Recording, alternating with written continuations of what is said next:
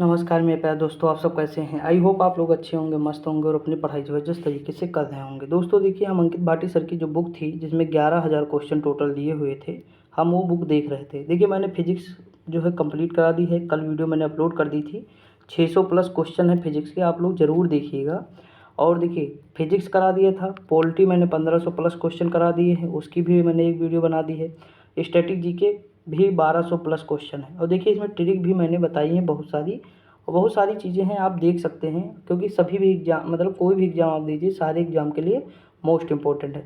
हम इस समय देख रहे हैं बायोलॉजी। क्या देख रहे हैं इस टाइम? बायोलॉजी। किसी भी एग्ज़ाम के लिए हो, आप कोई भी एग्ज़ाम दीजिए, बायोलॉजी मोस्ट इंपॉर्टेंट है। तो देखते हैं इसमें कौन कौन सा टॉपिक है जो हम अब तक कवर कर चुके हैं। तो देखिए कल मैंने 4 टॉपिक कवर कराए थे बायोलॉजी के। कितने टॉपिक? 4 टॉपिक। देखिए जीव विज्ञान में मैंने 4 टॉपिक, एक कोशिका एवं आनुवंशिकता, ऊतक, जंतु जगत का वर्गीकरण और पोषक तत्व, ये 4 टॉपिक हम कर चुके थे। आज हम करेंगे ग्रंथियाँ, हार्मोन और एंजाइम। 5वां टॉपिक मानव शरीर के तंत्र। देखिए इसके सब टॉपिक है 3-4, तो इसके अंतर्गत लगभग 150 क्वेश्चन हैं। किसके अंतर्गत?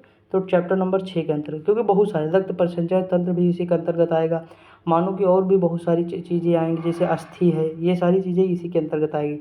दूसरा है संवेदक अंग। तो आज हम 3 टॉपिक उठाएंगे और तीनों टॉपिक मोस्ट इंपॉर्टेंट। देख लीजिए इसमें लगभग 200 क्वेश्चन, 220 उसके आसपास क्वेश्चन होंगे, यही हम आज करेंगे। और देखिए ग्रंथियाँ भी पूछता, हार्मोन, एंजाइम, मानव शरीर के तंत्र, संवेदक अंग, सारा कुछ इसमें पूछता है, तो हम देखेंगे। ठीक, आगे बढ़ते हैं। अब देखते हैं इसमें जो है हम स्टार्ट करेंगे, तो ग्रंथियाँ और हार्मोन एंजाइम से 5वां चैप्टर जो है स्टार्ट करेंगे। देखिए इसमें पहला क्वेश्चन लिखा है कि हमारे शरीर की सबसे बड़ी ग्रंथि कौन सी है जिसे इसके लाल भूरे रंग से अभिलक्षित किया जाता है। तो ये कौन सी मतलब जो है ग्रंथि है, ये है यकृत। कौन सी है? यकृत। और मानव शरीर की सबसे बड़ी ग्रंथि है यकृत। अगला क्वेश्चन है कि निम्नलिखित में से कौन सी ग्रंथि मानवों में शारीरिक विकास को नियंत्रित करने वाला हार्मोन स्रावित करती है? तो ये है पीयूष ग्रंथि, जिसे पिट्यूटरी ग्लैंड कहा जाता है। अगला, बच्चों को दूध पिलाने वाली माताओं के दूध में निम्नलिखित में से कौन सा हार्मोन पाया जाता है? तो ये प्रोजेस्टेरॉन हार्मोन है। कौन सा? प्रोजेस्टेरॉन। अगला है, कोई विशिष्ट जैव रासायनिक अपक्रिया प्रेरित करने के लिए उत्प्रेरक के रूप में कार्य करने वाले किसी सजीव द्वारा उत्पादित पदार्थ को क्या कहते हैं? तो ये कहते हैं एंजाइम। क्या कहते हैं? एंजाइम। देखिए एंजाइम जो होता है वो डक्ट होता है, यानी जो नलिकाओं में बहता है। किसमें? नली में बहता है। शरीर की जो नलिकाएं होती है उसमें एंजाइम बहता है। देखिए हार्मोन क्या होता है, पूरे बॉडी में फ्लो करता है, वो ब्लड के साथ चलता है। देखिए हार्मोन क्या होता है, वो डक्टलेस होता है, यानी वो वाहिका मतलब जो कहते हैं नलिका विहीन होता है, उसके लिए नलिका की ज़रूरत नहीं होती है।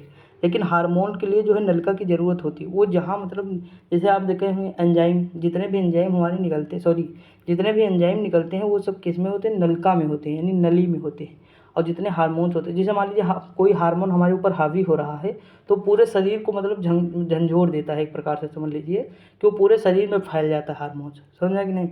तो ये चीज़ होता है। तो हार्मोन जो है पूरे शरीर में फैलता है, और जो एंजाइम होते हैं वो नलिका विहीन होते हैं, किसी स्पेसिफिक स्थान के लिए जो है निकलते हैं हार्मोन। आगे बढ़ते हैं।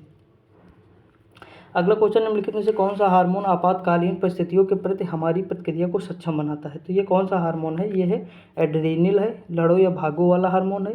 अगला क्वेश्चन है, निम्नलिखित में से किस एंजाइम का अग्न्याशय से संबंध नहीं है? तो इसमें कौन सा है जो अग्न्याशय से नहीं है? टाइलिन है।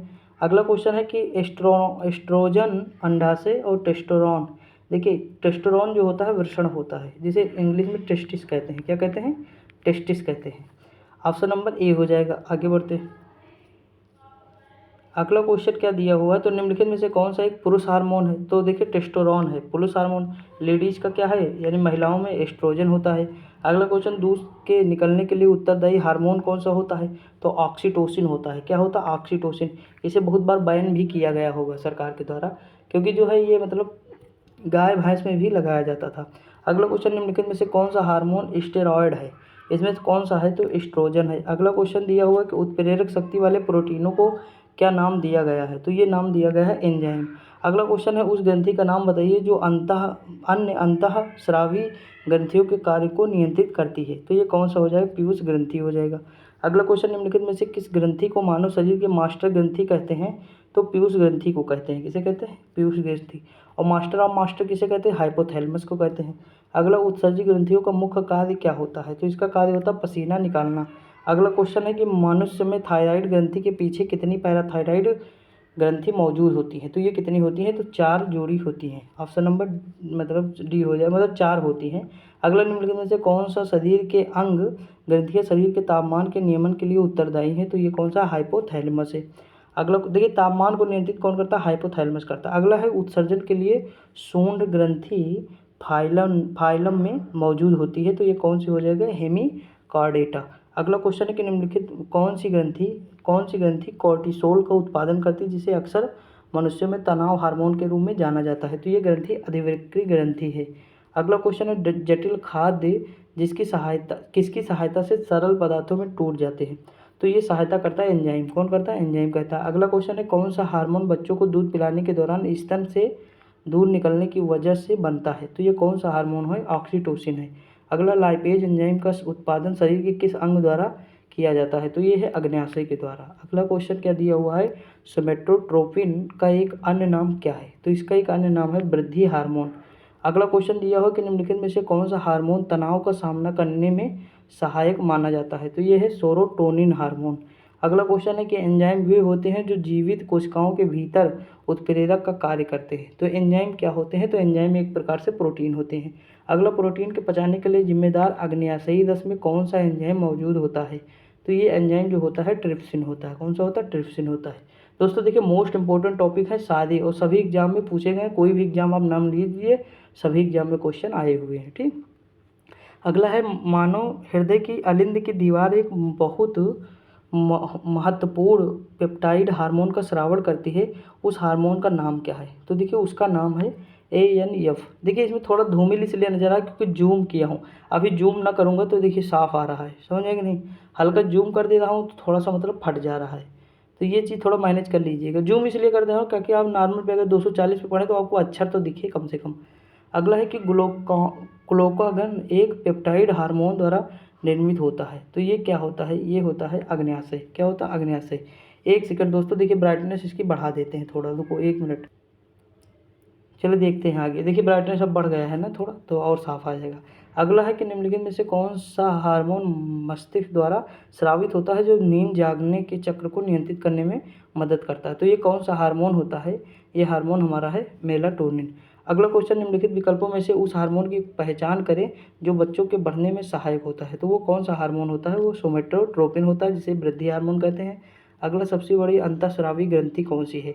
तो सबसे बड़ी अंतःस्रावी जो हमारी ग्रंथि है वो है अवटो ग्रंथि। अगला है, निम्नलिखित में से कौन सी ग्रंथि पीयूष ग्रंथि से स्रावित नहीं होता है? सॉरी, कौन सा हार्मोन पीयूष ग्रंथि से स्रावित नहीं होता है? तो ये है सिक्रेटिन। अगला क्वेश्चन दिया, एक ग्रंथि जिसे अंतःस्रावी और बहिःस्रावी दोनों का कार्य करती है, तो वो कौन सी ग्रंथि है? वो अग्न्याशय है। अगला है कि निम्नलिखित में से कौन सा युग्म सही नहीं है? तो देखते इधर हार्मोन लिखा, इधर देखिए इंसुलिन क्या करता है? रक्त में शर्करा का नियंत्रण करता है। एकदम मतलब 100% बात सही है। अगला क्वेश्चन है, मेलाटोनिन निद्रा को नियंत्रित करता है। ऑक्सीटोसिन स्तन, सही है। गैस्ट्रिन जो है रक्तचाप से संबंधित नहीं है। ऑप्शन नंबर डी हो जाएगा। आगे बढ़ते हैं। आगे अगला क्वेश्चन क्या दिया हुआ है? तो देखिए, अगला टॉपिक हमारा मोस्ट इंपॉर्टेंट है। इसमें बहुत सारे क्वेश्चन है। पहले देखिए मानव शरीर के तंत्र, इसमें पहला पाचन तंत्र है। क्या है? पाचन तंत्र। अब देख लीजिए क्वेश्चन यूपीएसआई में 17 ये सारे जो है मतलब बहुत सारे। आंत के मौजूद सूक्ष्म जीव गट फ्लोरा द्वारा कौन से विटामिन का उत्पादन करते हैं? तो विटामिन के करते हैं। कौन सा? विटामिन डी के। अगला है, छोटी आंत का उंगली की तरह छोटा हिस्सा जो पोषक तत्वों को सोख लेता है वो क्या कहलाता है? विली कहलाता है। क्या? विली। अगला है, विज्ञान की निम्नलिखित शाखाओं में से कौन सी आंत के अंगों के अध्ययन से संबंधित है? तो ये है स्प्लांक्नोलॉजी। ऑप्शन नंबर बी हो जाएगा। अगला, आहार नली का कौन सा अंग अपचित भोजन से पानी और कुछ लवणों को अवशोषित करता है? तो ये हमारी बड़ी आंत होती है। अगला, पित्तरस यकृत द्वारा स्रावित होता है और पित्ताशय में संग्रहित होता है जो मुख्य रूप से टूटने में मदद करता है। तो ये क्या हो जाएगा? वसा को तोड़ने में मदद करता है। अगला, आहार नली का कौन सा भाग बलगम और हाइड्रोक्लोरिक एसिड को स्रावित करता है? तो आमाशय है। अगला क्वेश्चन है, पित्तरस को नामक एक थैली में संग्रहित किया जाता है। तो पित्ताशय। पित्तरस को कहाँ? पित्ताशय नामक एक थैली में संग्रहित किया जाता है। अगला है, निम्नलिखित में से कौन सा प्रोटीन पाचक एंजाइम छोटी आंत में स्रावित होता है? तो देखिए, छोटी आंत में कौन सा एंजाइम स्रावित होता है? ट्रिप्सिन होता है। दोस्तों देखिए, जब हम मतलब पिक क्लिक करते हैं, ठीक, मतलब इसकी किताब की, तो मतलब सही आती है, लेकिन जब हम पीडीएफ बना के इसे जूम करते हैं जैसे ही, तो इसे फटने लगती है। देखिए यहाँ पे बहुत साफ आ रहा है, जबकि वही हिस्सा है पीडीएफ का, लेकिन इस साइड थोड़ा धूमिल आ रहा है, समझा कि नहीं। तो थोड़ा सा मैनेज कर लीजिएगा, मैं खुद ही परेशान हूँ, कम से कम नहीं तो मुझे पीडीएफ ही बनाने में 10 से 15 मिनट लगते हैं कम से कम, जबकि फ़ोटो ही क्लिक करनी है, लेकिन बार बार डिलीट करना पड़ता है, देखो फिर डिलीट करो, ये सब करना पड़ता है। तो थोड़ा सा मैनेज कर लीजिए दोस्त, ठीक। देखिए हमें क्वेश्चन समझ में आनी चाहिए, बस मेरा ध्येय क्या है, क्वेश्चन आपको समझ में आया और क्या आंसर है उसका वो समझ में आया, किस तरह के क्वेश्चन एग्जाम में आते हैं वो समझ में आया, और कहाँ कहाँ पूछे गए ये चीज़ आपको दिखे। देखिए यहाँ पे देख लीजिए, UPSI Delhi police, UPSI Delhi police, MP police, अभी पीसीएस में, एसएससी में, हर जगह आपको नजर आएंगे क्वेश्चन, आप ध्यान दीजिएगा बस। अगला क्वेश्चन है कि मानव शरीर में भोजन की एक लंबी नली से गुजरता है जो क्या कहलाता है। तो देखिए, जब एक लंबी नली जो होती है वो मुख गुहा कहलाता है। अगला है मानव आमाशय से उत्पन्न होने वाला निम्नलिखित में से कौन सा अम्ल भोजन के पाचन में सहायक होता है। तो हाइड्रोक्लोरिक अम्ल है जो HCl होता है, ये हमारे पेट में पाया जाता है। अगला क्वेश्चन है सेलुलोज को पचाने के लिए दीमक के आंत में होता है, तो क्या होता है, जीवाणु होता है। अगला क्वेश्चन है कि आमाशय की आंतरिक अस्थल लाइनिंग निम्नलिखित में से किस एक द्वारा हाइड्रोक्लोरिक अम्ल की अभिक्रिया से सुरक्षित होती है। तो श्लेष्मा है। अगला क्वेश्चन दिया है कि पोषक नाल के किस भाग में भोजन का अंतिम पाचन होता है। तो ये होता है छोटी आंत में। अगला क्वेश्चन आहार नली की सबसे बाहरी परत कहलाती है। तो ये कहलाती है सिरोसा। अगला क्वेश्चन है कि कौन सा अंग पचित भोजन में विषैले पदार्थों का अवशोषण करता है। ये है लीवर। क्या है, लीवर। आगे बढ़ते हैं। अगला क्वेश्चन दिया है ऊर्जा देने से पूर्व मानव शरीर में निम्न में से कौन ग्लूकोज में परिवर्तित होता है। तो देखिए ग्लूकोज में परिवर्तित होता कार्बोहाइड्रेट्स। अगला है ग्लूकोज और प्रोटीन लिपिड्स या न्यूक्लिक एसिडों जैसे घुलने वाली शर्कराओं के बीच गैर एंजाइमी अभिक्रिया होती है। तो कौन सी होती है, ग्लाइकेशन। क्या होती है, ग्लाइकेशन। अगला, एक वयस्क मनुष्य में कितने भेदक या कैनाइन दांत होते हैं। तो देखिए ये होते हैं 4। देखिए मोलर, प्रीमोलर, मोलर, प्रीमोलर। देखिए इंसीजर, कैनाइन। देखिए जो आगे हमारे दांत होते हैं वो क्या होते हैं, इंसीजर होते हैं, उसके बाद कैनाइन होते हैं, फिर मोलर होते हैं, उसके बाद प्रीमोलर होते हैं। इंसीजर, कैनाइन, मोलर, प्रीमोलर होते हैं। तो जो कैनाइन होते हैं ना, जो चीरफाड़ करते हैं, इस तरह के जो आपके दांत होंगे वो क्या है, तो कैनाइन है। क्या है, कैनाइन। तो आप देखेंगे 2 नीचे होते हैं और 2 ऊपर होंगे। क्या होंगे, 2 ऊपर होंगे और 2 नीचे होते हैं। इस तरह आपके दांत होंगे जो बीच में आप देखेंगे। और जो 4 दांत जो हैं बीच, यहाँ पे क्या है, इंसीजर है। क्या है, इंसीजर है। 4 दांत यहाँ पे क्या है, इंसीजर है, ऊपर नीचे, ठीक। तो ऐसे याद करिए। अगला है कि वेरिएट्रिक सर्जरी किसी व्यक्ति के लिए परिवर्तन लाती है। तो क्या परिवर्तन लाती है, पाचन तंत्र। अगला क्वेश्चन है कि मानव शरीर में निम्न में से किस अंग में कार्बोहाइड्रेट्स ग्लाइकोजन के रूप में संग्रहित होता है। ये होता है यकृत के रूप में। अगला क्वेश्चन, निम्नलिखित में से कौन सा मानव अंग वयस्कों में क्षतिग्रस्त होने के बाद फिर से विकसित हो सकता है। ये है यकृत। देखिए यकृत को मतलब जो है फिर से इसमें पुनर्भेदन की क्षमता सबसे अधिक है, यानी अगर इसमें चोट लगेगी तो अपने आप सही भी हो सकता है। अगला, मानव शरीर में पाचन तंत्र का सबसे लंबा हिस्सा कौन सा है। तो सबसे लंबा हिस्सा छोटी आंत है। नाम केवल छोटी है लेकिन बड़ी है। अगला है कि दांत के मूल पर किस पदार्थ का आवरण होता है। तो ये आवरण होता है दंत वज्र का। अगला क्वेश्चन है छोटी आंत और बड़ी आंत के संयोजन स्थल से जुड़ी थैली को क्या कहा जाता है। तो ये कहा जाता है अंधनाल। अगला, निम्नलिखित में से कौन सा अंग आहार नाल का हिस्सा नहीं होते हैं। तो ये यकृत और अग्नाशय जो है आहार नाल का हिस्सा नहीं होते हैं। आगे बढ़ते हैं। देखिए 25 नंबर हो गया ना, आगे बढ़ते हैं। अगला क्वेश्चन दिया हुआ निम्नलिखित में से कौन सा कथन गलत है। तो देखते हैं इसमें कौन सा कथन गलत है। यकृत पित्त को गुप्त रखता, सही। यकृत सबसे बड़ी ग्रंथि, ये भी सही। लीवर पेट में ऊपरी भाग बाईं ओर स्थित, ये भी सही। यकृत का रंग लाल रंग का, लाल और भूरा होता, गलत है। अगला क्वेश्चन, एक बड़ी पेशीय सीट जिसे कहा जाता है छाती गुहा का थल बनाती है, डायफ्राम कहा जाता है। क्या, डायफ्राम। अगर ये टूट जाए, देखिए जब आप सांस लेते होंगे तो देखिए डायफ्राम ऊपर उठता है, लेकिन जब सांस छोड़ते होंगे तो वो नीचे उठता है। क्या, देखिए नीचे यहाँ पे इस तरह का जो है बना होता है। जब आप सांस लेंगे तो ये थोड़ा ऊपर जाएगा और सांस ले छोड़ेंगे तो ये थोड़ा नीचे जाएगा। अगर ये डायफ्राम मान लीजिए टूट जाए तो क्या होगा, तो दिक्कत होगी ना, इंसान मर सकता है, क्योंकि उसे सांस लेने में बहुत सारी प्रॉब्लम होंगी। समझेंगे नहीं। जब स्त्रियाँ मतलब जो है जब वो प्रेग्नेंट होती हैं तो ये डायफ्राम जो है ऊपर थोड़ा आता है। कहाँ आता है, थोड़ा ऊपर आता है। तो मतलब आप जो है अगर आप देखेंगे तो इससे मतलब आप फिगर देखेंगे अगर आप मैप में, तब आप मतलब उसमें जो है चित्र देखेंगे, अगर गूगल से देख लीजिएगा तो आपको ज़्यादा समझ में आएगा, ठीक। अगला क्वेश्चन, निम्नलिखित में से कौन सा पाचन तंत्र के स्वास्थ्य के लिए आवश्यक हमारे आहार का अवांछनीय भाग है, तो ये कौन सा हो जाएगा, रूपेज हो जाएगा। अगला क्वेश्चन है कि मनुष्य के मुख गुहा में निम्न में से किसका पाचन प्रारंभ होता है, तो ये होता है कार्बोहाइड्रेट्स का। अगला क्वेश्चन, यकृत एवं मांसपेशियों में ऊर्जा जमा होती है, तो ये कौन सी होती है, ग्लाइकोजन के रूप में। अगला क्वेश्चन है, पित्ताशय में उपस्थित पत्थर निम्नलिखित में से किसका पाचन प्रभावित करता है, तो ये वसा का करता है। अगला क्वेश्चन है, अग्न्याशय रस में कौन सा एंजाइम उपस्थित है जो पायसीकृत वसा के टूटने के लिए उत्तरदायी होता है, तो लाइपेज होता है। अगले देखें, वो श्वसन तंत्र आ गया। देखिए मैंने पाचन तंत्र देखा, अब श्वसन तंत्र देखा। अगला क्वेश्चन क्या दिया है, श्वसन के दौरान मनुष्य के द्वारा छोड़ी जाने वाली सांस में कार्बन डाइऑक्साइड का प्रतिशत लगभग कितना होता है, तो ये लगभग 4% होता है। देखिए हम ग्रहण कितना करते हैं, 0.3%, लेकिन छोड़ते कितना है, इतना छोड़ देते हैं, कितना, 4%। ठीक, अब देखते हैं आगे। अगला है, ईस्ट में अवायवीय श्वसन के दौरान निम्नलिखित में से कौन से उत्पाद बनते हैं, तो ये जो उत्पाद बनता है तो एथिनॉल, CO2 और प्लस ऊर्जा बनती है, ऑप्शन नंबर सी। अगला निम्नलिखित में से कौन सा श्वसन तंत्र का हिस्सा नहीं है, तो देखिए श्वसन तंत्र का हिस्सा नहीं है, कोलम नहीं है, ऑप्शन नंबर ए हो जाएगा। अगला क्वेश्चन दिया, निम्नलिखित में से क्या कीटों के श्वसन तंत्र का एक भाग है, तो इसमें कौन सा हो जाए, श्वास रंध्र, स्पाइरेकिल्स, ऑप्शन नंबर बी हो जाएगा।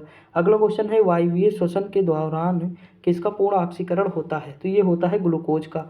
अगला क्वेश्चन है, मानव फेफड़ों का कौन सा भाग गैसों के विनियमन के लिए पृष्ठ उपलब्ध कराता है, तो ये कहलाता है एल्वियोली, ऑप्शन नंबर ए हो जाएगा। अगला है, श्वसन तंत्र के ऊपरी भाग में छोटी केस जैसी संरचना होती है जिन्हें कहा जाता है, तो इन्हें कहा जाता है पपनियाँ, क्या कहा जाता है, पपनियाँ।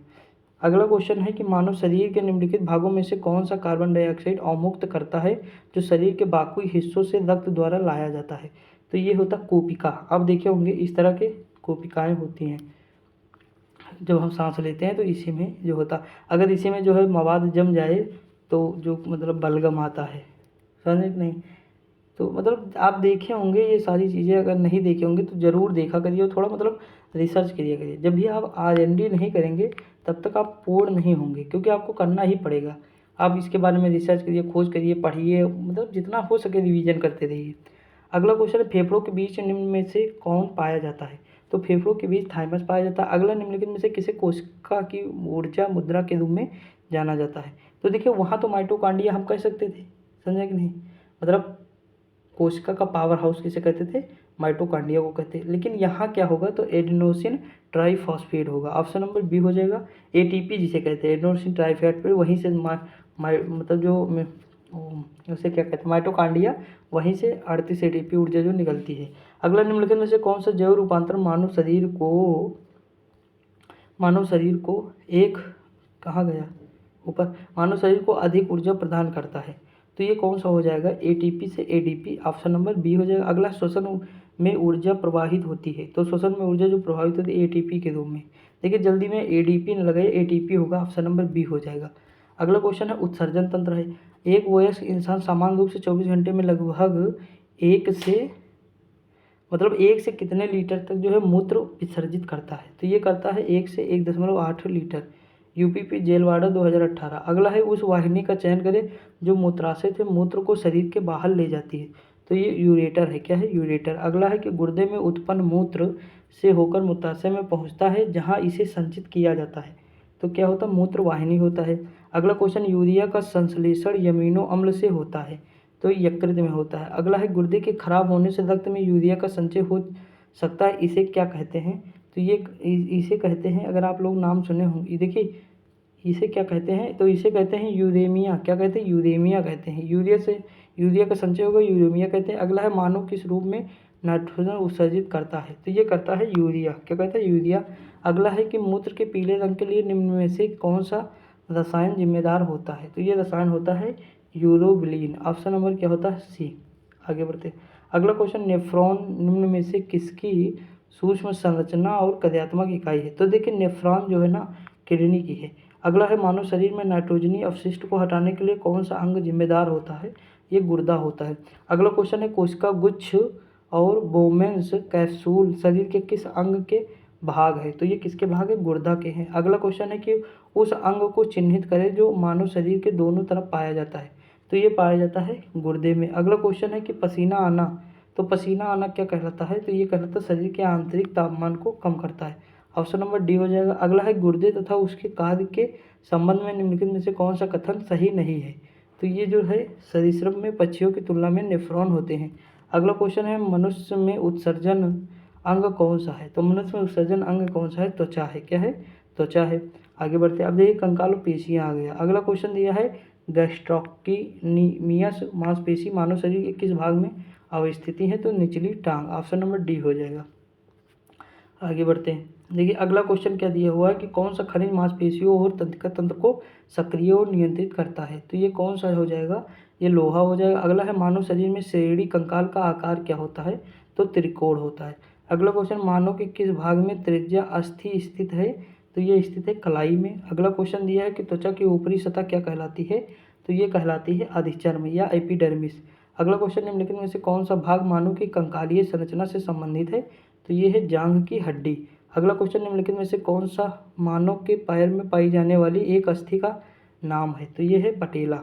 अगला क्वेश्चन दिया है कि संकुचनशील प्रोटीन इसमें पाए जाते हैं। तो किस में पाए जाते हैं, ये पेशियों में पाए जाते हैं। अगला क्वेश्चन है मांसपेशियों को अस्थियों से जोड़ता है। तो देखिए एक होता है बी लाल यानी BBL, bone to bone ligament, और जो मतलब टेंडन जोड़ता है मांसपेशियों और अस्थियों को, ये जो है टेंडन।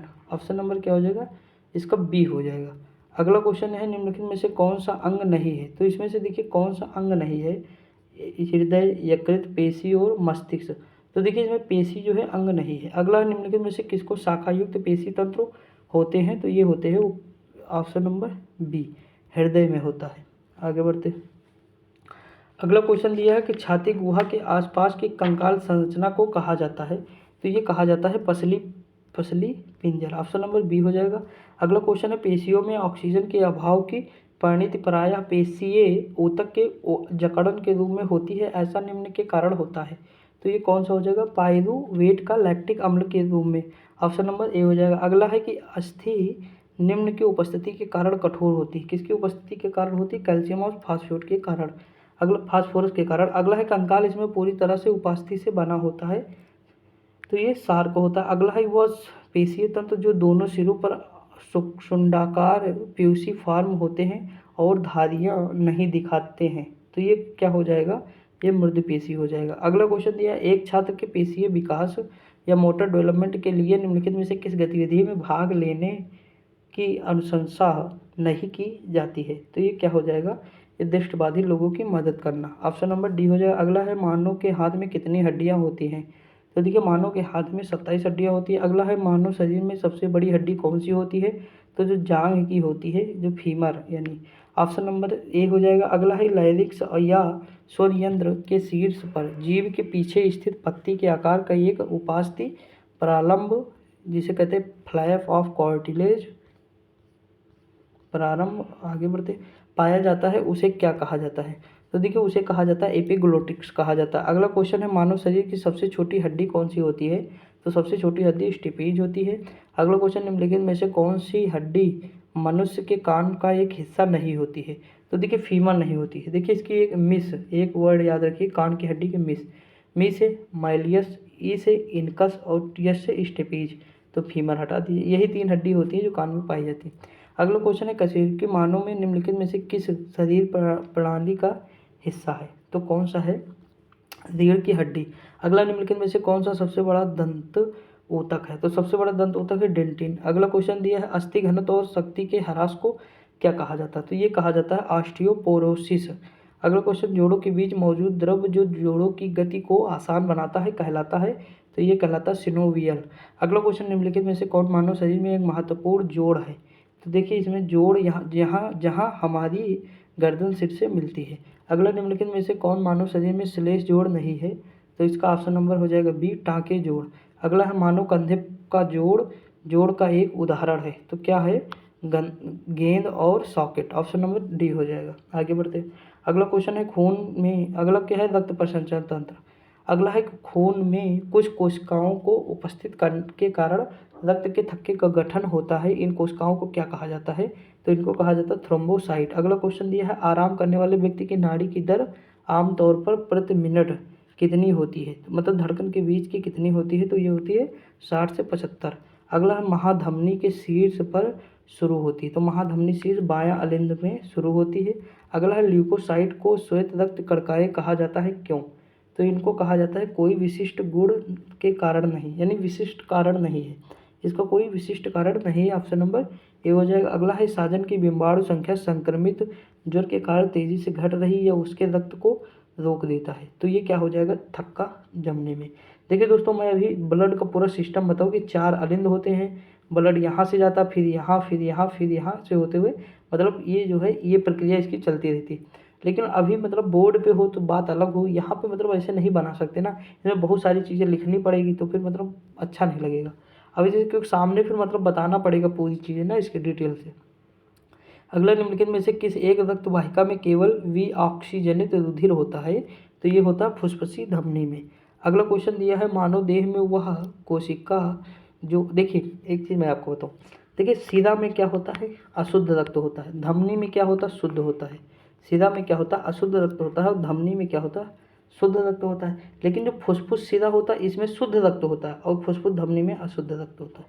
समझ में कि नहीं? धमनी में जो क्या होता है? शुद्ध रक्त होता है, और सीधा में क्या होता है? तो अशुद्ध रक्त होता है। तो मतलब ये चीज़ याद रखिए, लेकिन उल्टा इसमें हो जाता है, फुफ्फुस धमनी और फुफ्फुस सीधा। समझ में कि नहीं? आगे बढ़ते। अगला है मानव देह में वह कोशिका जो अमीबा के आकार की है, तो वो क्या है? श्वेत रक्त कोशिका। अगला हृदय, धमनियाँ और शिराएं एक साथ कार्य करते हैं, यह संगठन किस स्तर का उदाहरण है? तो ये है अंग प्रणाली। अगला क्वेश्चन है कि 4 कक्षित हृदय वाले सरीसृप का नाम बताइए। देखिए अब इसमें 4 कक्ष मतलब जो है किसमें इसमें दिए हुआ है, तो देखिए इसमें जो 4 कक्ष दिया हो मगरमच्छ का। अगला निम्नलिखित में से कौन सी कोशिकाएं प्रत्येक 120 दिन में नवीकृत हो जाती है? तो ये कौन सी है? लाल रक्त कणिकाएं, WBC जिसे कहते हैं, सॉरी आरबीसी कहते हैं। ठीक, अब देखिए जैसे मान लीजिए कोई हम कॉन्सेप्ट बता रहे हैं या कुछ दे रहे हैं, अगर मान लीजिए उसमें थोड़ा मतलब इधर से उधर कर दिया, आगे पीछे कर दिया, कुछ भी मतलब आपको जैसे कन्फ्यूजन हुआ, तुरंत आप जाके गूगल पे सर्च करिए और उसे उस टाइम कंप्लीट कर लीजिए। ठीक, क्योंकि मैं भी एक इंसान हूँ। अगर देखिए मैं कोशिश करता हूँ कि कोई चीज़ मतलब फर्जी ना बताऊँ या मतलब कोई भी गलत फैक्ट ना रखूँ, लेकिन फिर भी अगर बाई चांस मान लीजिए कि मतलब कभी भी कुछ भी गलती हो गई, तो आप तुरंत जाके उसे क्रॉस चेक कर लीजिए। एक बार आप कर लेंगे तो आपका मतलब कॉन्फिडेंस बढ़ जाएगा और आपको चीज़ें समझ में आ जाएंगी। समझ है कि नहीं? बाकी मैं तो बाद में करूँगा ही। बाकी मतलब जितना बताता हूँ एकदम मतलब मैं सोचता हूँ एकदम सरल बताऊँ और सही बताऊँ। अगला क्वेश्चन दिया हुआ है मतलब 98 नंबर के, उस तरल का नाम बताइए जिसमें रक्त कोशिकाएं तैरती हैं। तो वो मतलब कौन सा है? ये है जीवद्रव्य। क्या है? जीवद्रव्य। अगला है किन रक्त वाहिकाओं का व्यास सबसे छोटा होता है? तो ये सबसे छोटा होता है केशिकाएं। क्या होती है? केशिकाएं। अगला है कि रक्त परिसंचरण तंत्र निम्नलिखित में से किस ब्लड ग्रुप को बॉम्बे ब्लड ग्रुप के नाम से जाना जाता है? तो ये है एच ग्रुप। अगला क्वेश्चन दिया है रक्त समूह प्रणाली की खोज किसके द्वारा की गई? तो ये इसकी खोज की गई कार्ल स्टीनर के द्वारा। अगला क्वेश्चन निम्नलिखित में से कौन सा अंग अप्रयुक्त या क्षतिग्रस्त बिंबाणु या प्लेटलेट्स को निकालने में सक्षम होता है? तो ये होता प्लीहा। अगला क्वेश्चन है कि धमनियां अपेक्षाकृत छोटी रक्त वाहिकाओं में विभाजित होती हैं, ऊतकों तक पहुंचने पर वे और भी बहुत पतली नालियों में विभाजित हो जाती है, जिन्हें कहा जाता है, तो क्या कहा जाता है? केशिकाएं। अगला क्वेश्चन है मानव के शरीर की कौन सी धमनी ऑक्सीजन रहित रक्त को ले जाती है? तो ये कौन से हैं? फुफ्फुस धमनियां। अगला क्वेश्चन है कि कौन सा विटामिन रक्त का थक्का जमाने में सहायक होता है? विटामिन के। आगे बढ़ते हैं। अगला क्वेश्चन है मानव रक्त का पीएच मान कितना होता है? 7.4 से 8.4 तक।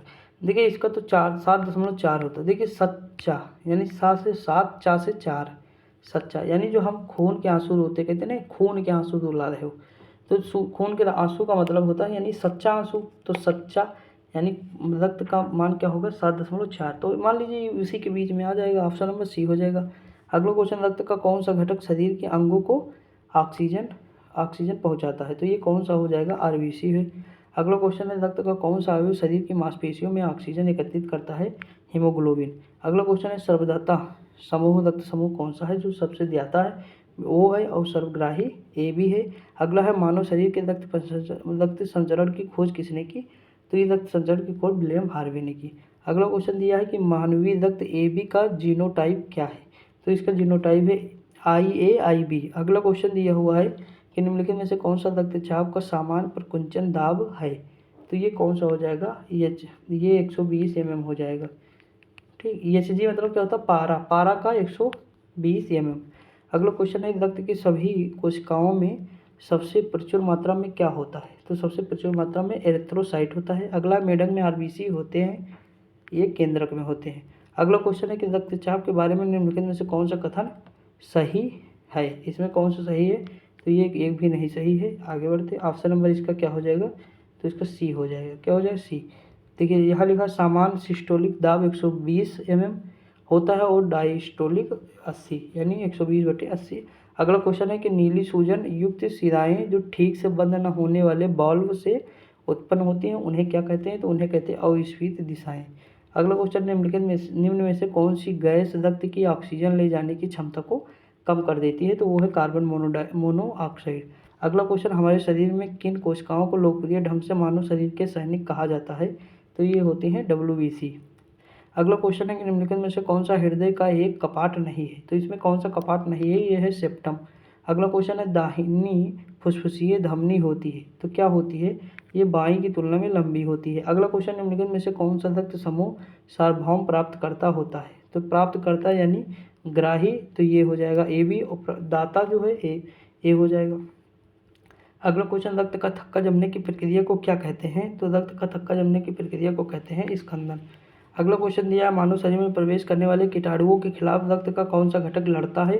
तो ये श्वेत रक्त कणिका है जिसे WBC कहते हैं।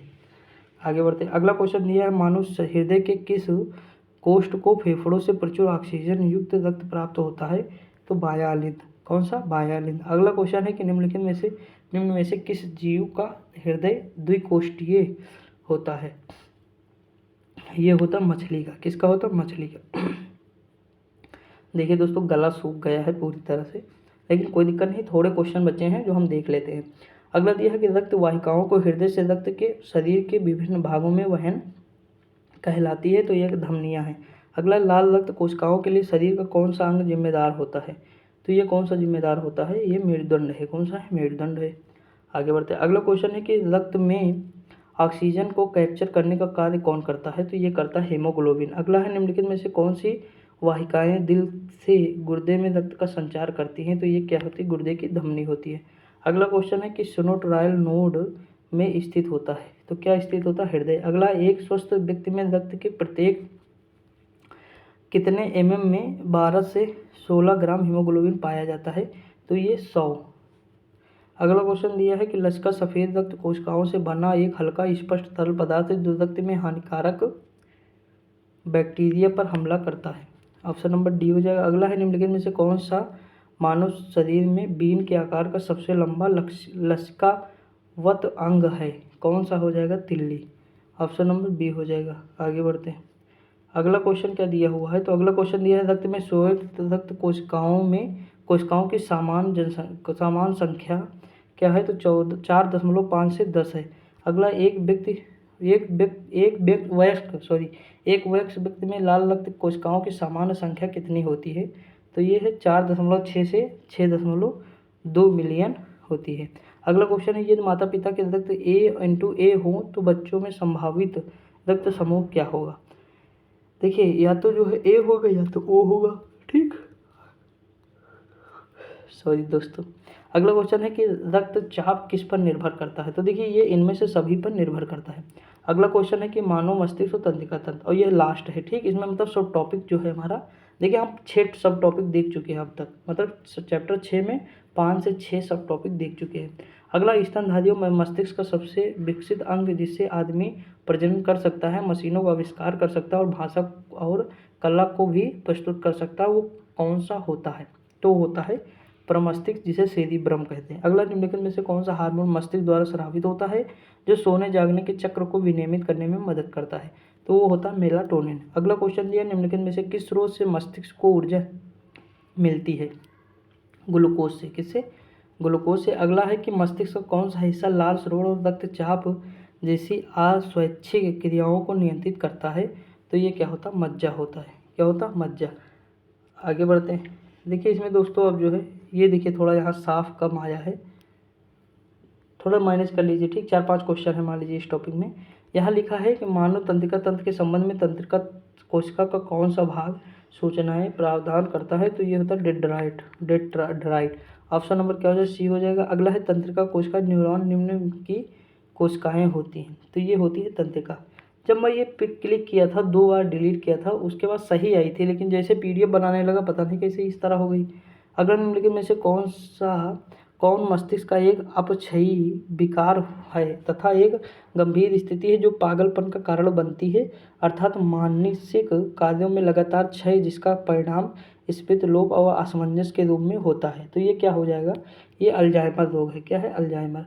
अगला देखिए अब थोड़ा साफ दिखेगा। अगला है कि हाइपोथैलेमस का एक छोटा क्षेत्र होता है जो मानव शरीर के कई महत्वपूर्ण कार्यों में जरूरी होता है। तो देखिए जो हाइपोथैलेमस होता है वो कहाँ पे होता है, अब देखिए ये साफ आएगा, ये होता है मस्तिष्क में। कहाँ होता है, मस्तिष्क में। अगला है कि मस्तिष्क कौन सा भाग मानव शरीर के अंग विन्यास और संतुलन को बनाए रखता है, तो ये कौन सा होता है, पश्च मस्तिष्क। क्या होता है, पश्च मस्तिष्क। अगला क्वेश्चन दिया है डेंड्राइट और अक्षतंत्र किस कोशिका के भाग होते हैं, तो ये किसके भाग होते हैं, तंत्रिका के।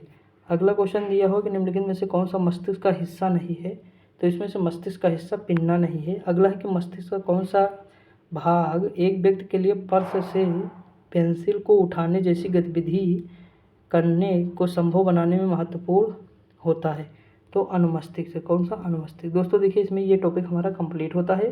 लगभग अब तक हम 270 से ज़्यादा क्वेश्चन कर चुके हैं, ठीक। अब देखिए एक लास्ट ये हमारा टॉपिक कौन सा है, तो संवेदक अंग है। अब इसमें कितने क्वेश्चन है, तो 15 से 20 क्वेश्चन इसमें दिए हुए हैं। देखिए इसमें यही लास्ट क्वेश्चन है, देख लेते हैं। इसमें दिया है कि मनुष्य की आँख का रंग आँख के में स्थित रंग द्रव का निर्भर करता है, यानी किस पर निर्भर करता है, तो आइरिस पर। किस पर, आइरिस पर। अगला क्वेश्चन दिया है नेत्र के संबंध में, मानव नेत्र के संबंध में निम्नलिखित कौन सा कथन सही है, तो देखिए इसमें से नेत्र का लेंस रेटिना के प्रकाश पर केंद्रित होता है, ऑप्शन नंबर ए सही है। अगला है कि मानव नेत्र के निम्नलिखित में से किस भाग पर चित्र बनाता है, तो ये बनाता है रेटिना पर। किस पर, रेटिना पर। अगला, एक किताब पढ़ते समय पुस्तक और आँख के बीच आवश्यक न्यूनतम दूरी कितनी होनी चाहिए, 25 सेंटीमीटर। दोस्तों देखिए ये मैं नहीं कहूँगा कि एक बार पढ़ेंगे तो आपको सब कुछ आ जाएगा, लेकिन हो सकता है जब आप दोबारा देखिए, एक बार प्रैक्टिस सेट कर लीजिए, सारे जितने मैंने कराए हैं सारे कर लीजिए। उसके बाद जब दोबारा आप करेंगे रिवीजन तो आप देखेंगे आपके बहुत सारे क्वेश्चन हो जाएंगे। देखिए 2-3 बार करेंगे तो सारे क्वेश्चन तो ऐसे दिमाग में बैठ जाएंगे, कौन सा होगा ऑप्शन, कौन सा नहीं होगा। तो ये तरीका होता है जब हमें कुछ नहीं आ रहा होगा, ज़्यादा हमें मान लीजिए क्वेश्चन, हम देखिए हम टॉपिक तो पढ़े हैं सारे, लेकिन हम क्वेश्चन कर रहे हैं तो हमसे हो नहीं रहे हैं। तो इसका रीज़न है 2-3 बार हम अगर कर लेंगे क्वेश्चन तो आराम से हो जाएंगे, ठीक। तो ये करते रहिए। अगला है कि चमकदार रोशनी के प्रति संवेदनशील आँखों की प्रकाशग्राही कोशिकाएं होती हैं, तो कौन सी होती है, ये होती शंकु या कोन्स होती हैं। अगला क्वेश्चन है कि दृष्टिपटल रेटिना में प्रतिबिंब की एक छाप बनी रहती है, तो कौन सी हो जाएगा, 1 सेकंड में 1/16 भाग तक के लिए। अगला है आँख के किस विशेष क्षेत्र में कोई संवेदी कोशिका नहीं होती है। देखिए थोड़ा कम साफ, पता नहीं कैसे हो जाता, मैं खुद ही परेशान हूँ, कहीं कहीं साफ रहता, कहीं कहीं नहीं साफ रहता। अब देखिए इसमें क्या हो जाएगा, तो इसमें हो जाएगा अंध स्थल या ब्लाइंड स्पॉट। अगला है कि देखिए इधर साफ है, इधर देखिए जबकि पेज एक ही है, लेकिन उसके बाद पता नहीं क्या दिक्कत है। अगला, आँख में प्रवेश करने वाले प्रकाश की मात्रा को इसके द्वारा नियंत्रित किया जाता है, तो आइरिस के द्वारा। अगला क्वेश्चन, आँख के किस भाग पर वस्तु का प्रतिबिंब बनता है, तो ये बनता है रेटिना पर। अगला क्वेश्चन है कि प्रकाश एक पतली परत जैसी संरचना के माध्यम से आँख में प्रवेश करता है, इसे कहते हैं कॉर्निया। अगला क्वेश्चन है आँख के समायोजन की शक्ति आयु बढ़ने के साथ समानता घटती है या स्थिति क्या कहलाती है, जरा दूरदृष्टि कहलाती है। अगला क्वेश्चन है प्याज रासायनिक क्षोभक केमिकल इरिटेंट का उत्पादन करता है जिसे साइन प्रोपेंथिपल रस ऑक्साइड कहा जाता है, या आंखों की ग्रंथियों को उत्तेजित करता है जिसे अश्रु निकलती है, क्या होता है, तो अश्रु होता है। अगला क्वेश्चन है ग्रंथियां हमारी आंखों में आंसू अवमुक्त करती हैं, तो ये क्या हो जाएगा, लैक्रीमल, ऑप्शन नंबर बी हो जाएगा, ठीक। अब देखिए यहाँ पे देखिए साफ आ रहा है, पेज वही थोड़ा सा, असल में पेज क्या, ये थोड़ा मतलब पेज काला भी था ना, थोड़ा छपाई में अंतर था इसीलिए हो सकता है। अगला है रजत की दीर्घ दृष्टि से उसकी दृष्टि को सही करने के लिए नेत्र विशेषज्ञ किस प्रकार के लेंस को सलाह देते हैं, तो उत्तल लेंस, मैंने इसकी ट्रिक कल बताई थी। अगला क्वेश्चन है कि प्रेस बायोपिया को सही करने के लिए आमतौर पर इस्तेमाल किया जाने वाला लेंस का प्रकार क्या है, बाईफोकल लेंस है। अगला क्वेश्चन, मानव नेत्र में किस प्रकार का लेंस पाया जाता है, तो ये उत्तल लेंस होता है। अगला है मायोपिया को इस नाम से भी जाना जाता है, किस नाम से, निकट दृष्टि दोष के नाम से। अगला क्वेश्चन है कि रोडोस्पिन जिसे दृष्टि नील लोहित भी कहा जाता है हमारे शरीर में कहाँ पाया जाता है, तो ये पाया जाता है आँख में। अगला क्वेश्चन दिया है कि आँख की पुतली का आकार नियंत्रित होता है, तो ये किसके द्वारा, आइरिस के द्वारा नियंत्रित किया जाता है। अगला, आँख के सामने पारदर्शी को आप क्या कहते हैं? तो ये कॉर्निया होता है। क्या होता है? कॉर्निया। अब देखिए ये है नाक, कान और त्वचा, इसमें 29 क्वेश्चन है, मतलब यहाँ तक है क्वेश्चन बस। देखिए करपटल या कान का पर्दा के दृश्य जांच के लिए निम्न में से किस उपकरण का प्रयोग किया जाता है? तो ये है ऑटोस्कोप। ऑप्शन नंबर सी हो जाएगा। आगे बढ़ते हैं। अगला क्वेश्चन दिया है, वह रज्जक क्या कहलाता है जो मनुष्यों की त्वचा, बाल और आँखों को उनके रंग प्रदान करता है? तो ये क्या कहलाता है? मेलेनिन कहलाता है। अगला है, घ्राण संबंधी प्रापक हमारे में मौजूद होते हैं, तो ये क्या होता है? ये होता है नाक। अगला है, सूंघने वाले संकेतक निम्नलिखित में परिवर्तन दर्शाते हैं, तो ये क्या होता है? गंध होता है। अगला क्वेश्चन दिया है, त्वचा निम्नलिखित में से किस प्रकार की झिल्ली है? तो त्वचा झिल्ली है क्यूटेनियस झिल्ली। अगला क्वेश्चन दिया है 26 नंबर, मनुष्य के कान का कौन सा भाग अपने आसपास से ध्वनि को संग्रहित करता है? कर्णपाली। अगला क्वेश्चन दिया है कि जब हमें ठंड लगती है तब हम डरे हुए होते हैं, तब त्वचा की कौन सी मांसपेशी सिकुड़ जाती है जिससे हमारी त्वचा के केस रोंगटे खड़े हो जाते हैं? तो ये कौन सी? एरेक्टर पिली है। Option number D. अगला, कान के पर्दे में किसी भी तरह दाब को बराबर करने में सहायता करता है, तो ये क्या हो जाएगा? बी हो जाएगा। अगला है, निम्नलिखित में से कौन सा शरीर का अंग एक खिंची हुई रबर सीट की तरह व्यवहार करता है? तो ये है कर्णपटल। दोस्तों देखिए बायोलॉजी के मतलब 200 क्वेश्चन फिर हम कर चुके हैं, ठीक। मतलब 200 आज हम किए, 200 कल किए थे, यानी 400 क्वेश्चन हो गए। अभी इसमें लगभग 800 क्वेश्चन है, यानी 400-500 क्वेश्चन अभी और हैं जो हम करेंगे। देखिए एक साथ हम पूरा खाना नहीं खाना चाहते हैं, इसलिए हम थोड़ा थोड़ा खाएंगे। देखिए प्ले लिस्ट सबकी बनी है, पॉलिटी की बनी है, स्ट्रेटेजी की बनी है, बायोलॉजी की बनी है, फिजिक्स की, मतलब साइंस की एक अलग बनी है। तो जो लोग ना किए होंगे ज़रूर कीजिएगा। बोर्ड की क्लास करते रहिए, पढ़ते रहिए, मस्त रहिए, खुश रहिए। मिलते हैं अगली वीडियो में, तब तक के लिए जय हिंद।